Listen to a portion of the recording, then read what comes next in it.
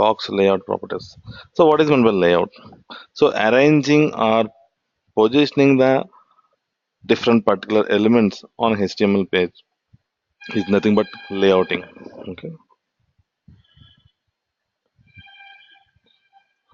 Uh,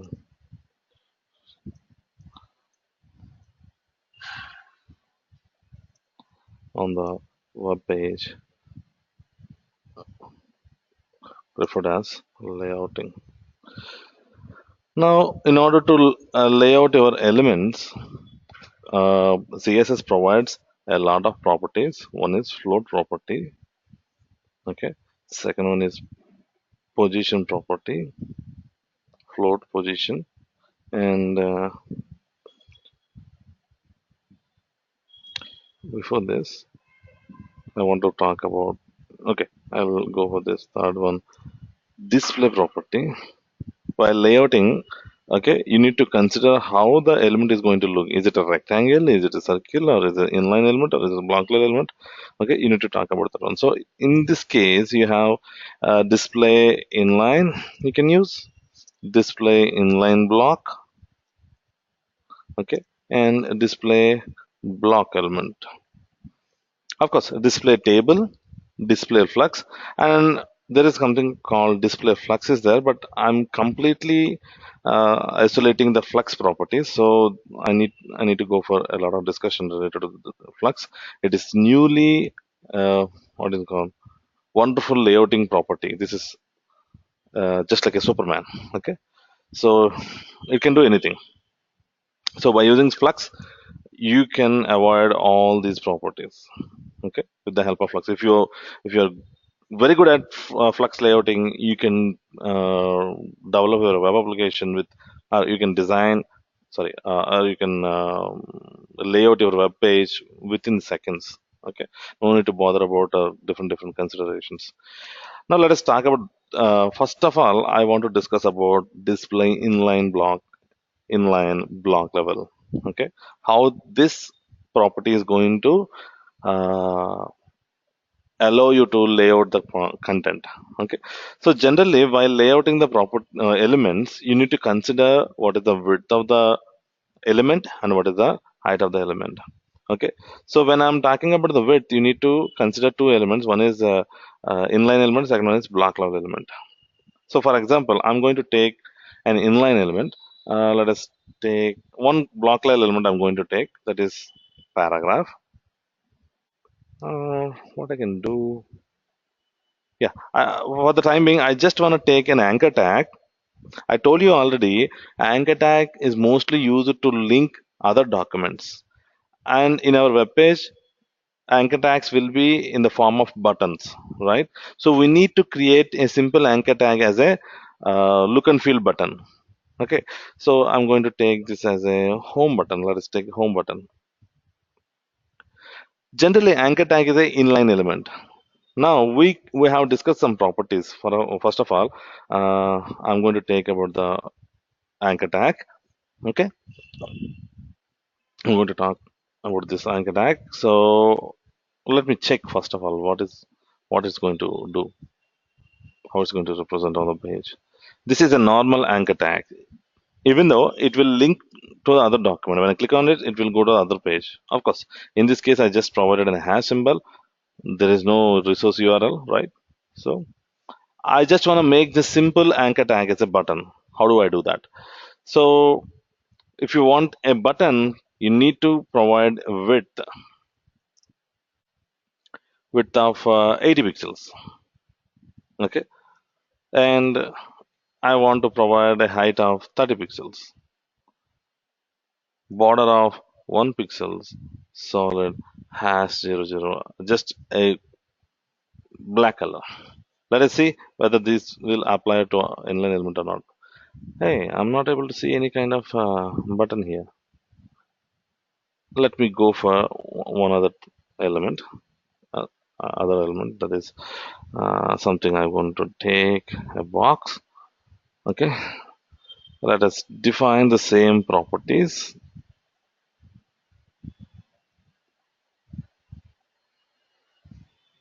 Okay, same properties are defined for the div element.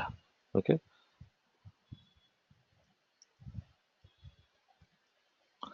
Now refresh the page.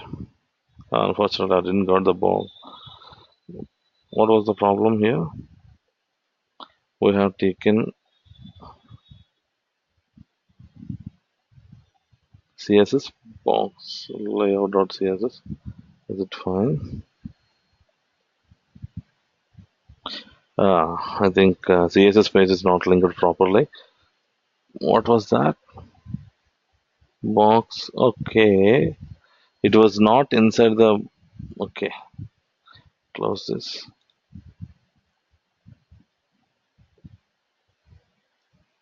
This to be inside CSS. Here I want. What about this?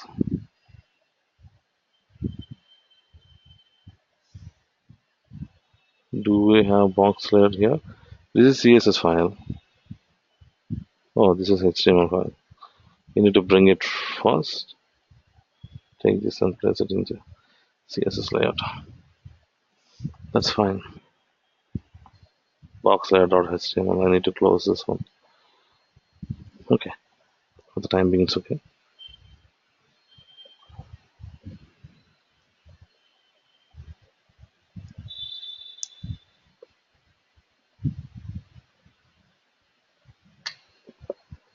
1 second, please.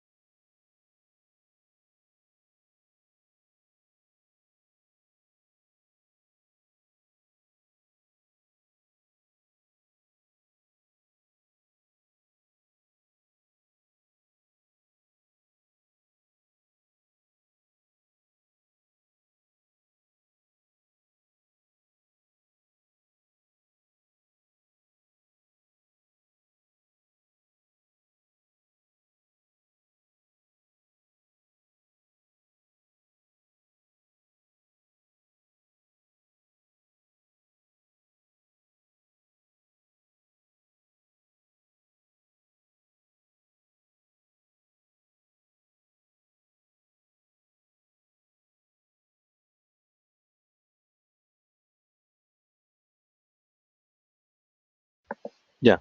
Now you can see that uh, we just created a div element and we have taken an anchor tag and I applied the same properties to both the elements.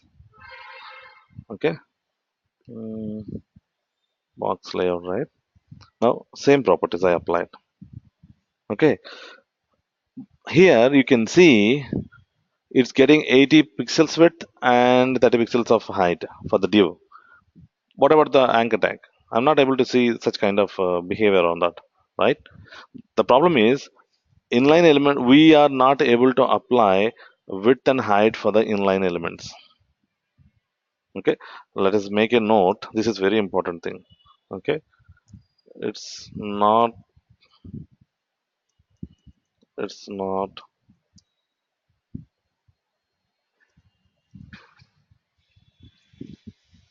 it's not possible to apply inline, apply uh, width and height. It's not possible to apply width and height for inline elements. Correct?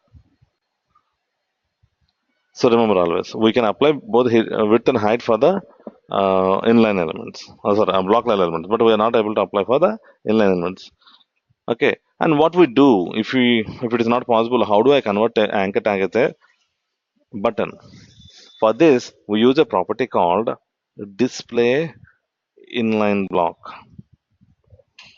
What do you mean by that? Display inline block. So it behaves like an inline element, but it has the properties of block level element. Okay, now you can see both has same height, same width. Now let me place some background color for this. Background color of green. I can go for this. This is gray, something like that. See, we got two buttons now. Got it? So this is very important. So we need an inline block in order to convert an inline element as a block level. Okay. Of course, it's not converting pure block level. It's going to apply the block level properties.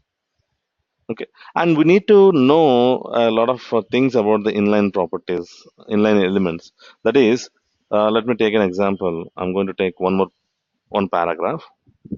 This is very, very important. Okay. So I'm going to take an inline element. Paragraph is a block level element, right? Inside that, I have taken a mark element, which is an inline element. Okay. Refresh the page. Now this is an inline element. Now I want to apply some border properties for this. So what I can do, I just maintain a class of box. Why? Because already I do have the box properties for this box class.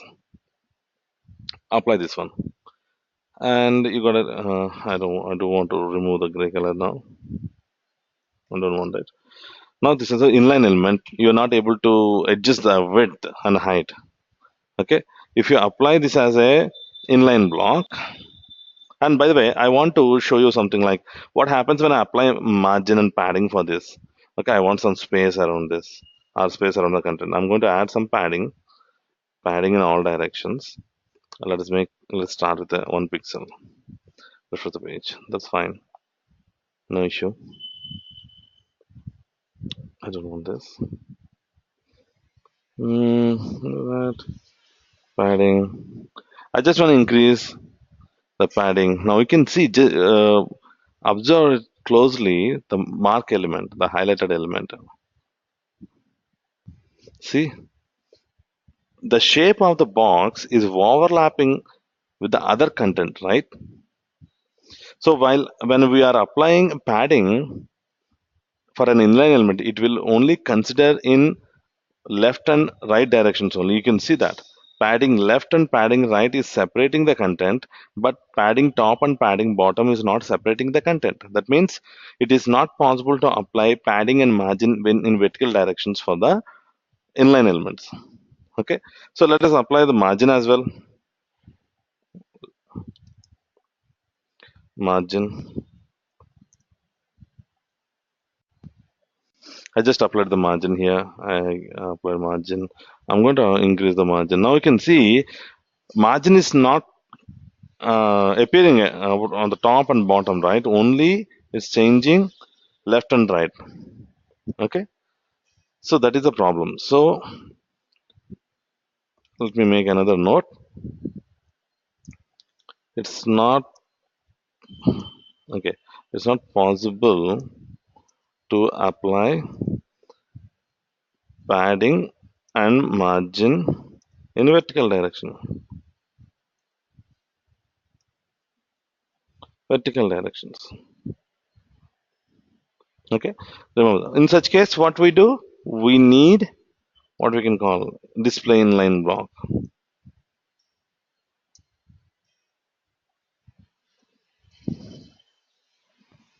See, we are able to apply 1 pixels of padding and margin.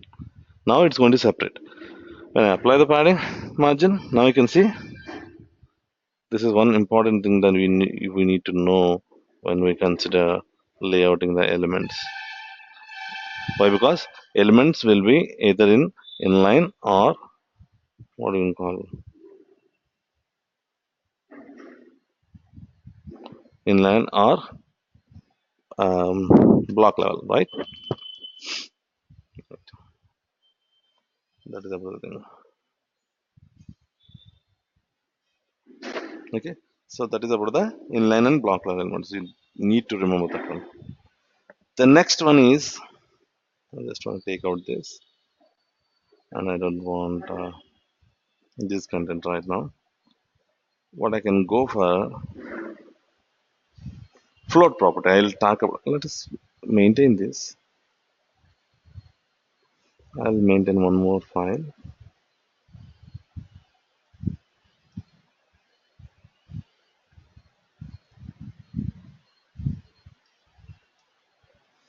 Float properties. This is very important property. Still, 99% of the developers has been using this float property in order to layout. Why? Because Flux. Even though we do find advanced topics in CSS, but people are very scared about those properties. Why? Because we need to apply a lot of logic over there while designing the elements. Float is a very simple thing.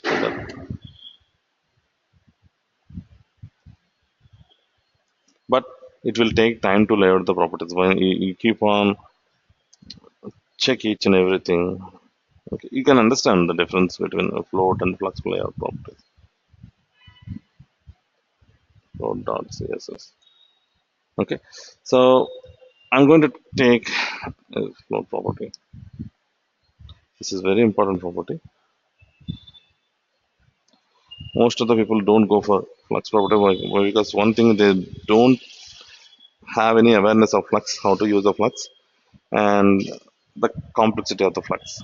Okay, and right, that's fine. Now what I'm going to do, I just want to define 3 elements now.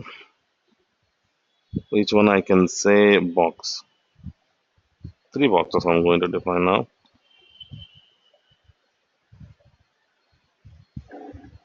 Browser. And where I can go for box, width of, width of 100 pixels, height of 100 pixels, border 1 pixel, solid has 000. Refresh the page. I got 3 boxes which are stacked, which are aligned in vertical directions, right? Let me add some space between these elements. Okay, I just wanted to give margin bottom. Okay, just give this to 5 pixels so that you can find a neat way of representation. The first one is 1,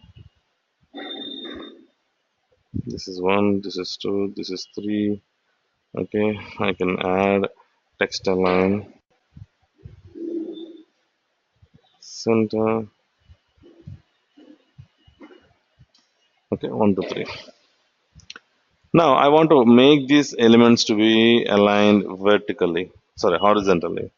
In order to do that, I can do something like, I want to do one thing here. Mm, div dot parent, I can say I'm going to take a parent element, a parent box.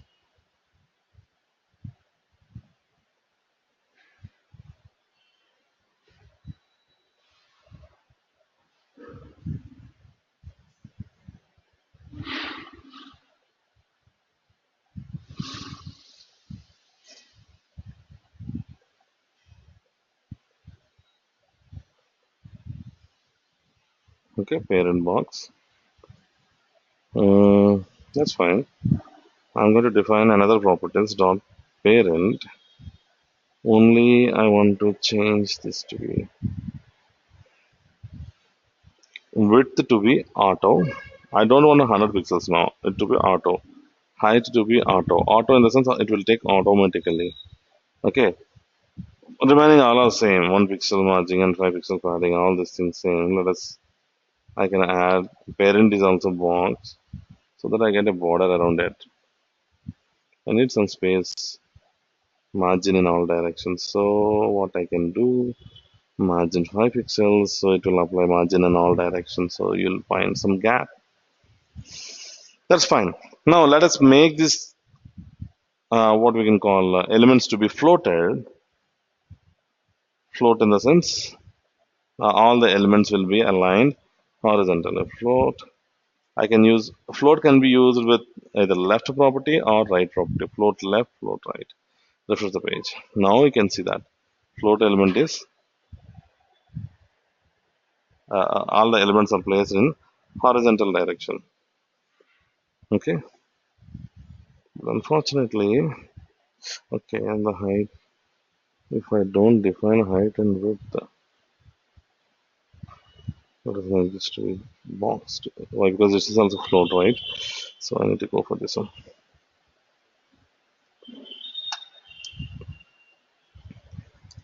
I just define like this.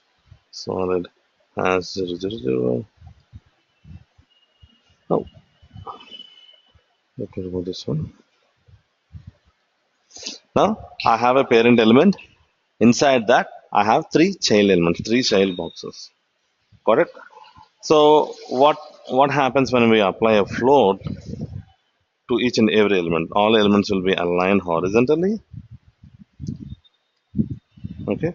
When I refresh it, now you can see that all elements are horizontal place. But what about the parent element? The parent got collapsed. So floating means if you want to make an element to be floated, you need to separate. First of all, you need to bring that element from the web page, right? So then only it's going to float. Okay. So I'll show one example here. I can go for. Yeah, I just opened my Mozilla Firefox, and in this Mozilla Firefox, I do have an add-on called Tilt. Now, see, when we apply a float, now you can see there is a gap that you'll find between a parent element and the child elements. Of course, that means parents is complete. Sorry, child elements are completely isolated from the parent element, right? So if there are no child, parent automatically collapsed. Okay, see. So these are the three child elements that is isolated from the parent. That is why you got only a line, border line of parent. Why? Because parent element doesn't what do you call doesn't make the what do you call doesn't know about the size and height. Why? Because the child elements are completely isolated from the parent element, right? So it is unable to judge. It is unable to decide what is the height of the parent, or what is the height of the child, what is the width of the child. Why? Because it's completely isolated. Because of that, parent got collapsed. So that is a problem that you can face when you go for float property. Even though the float property make your things to align in horizontal way, okay. If you want to create a menu, it should be horizontal way, right? So even though the float property make like that, but unfortunately the float property collapsing the parent element because it's nature. One second.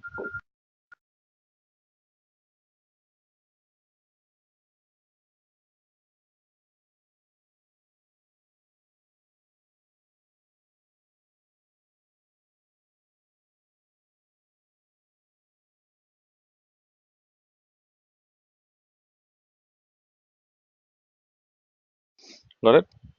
So that is the thing.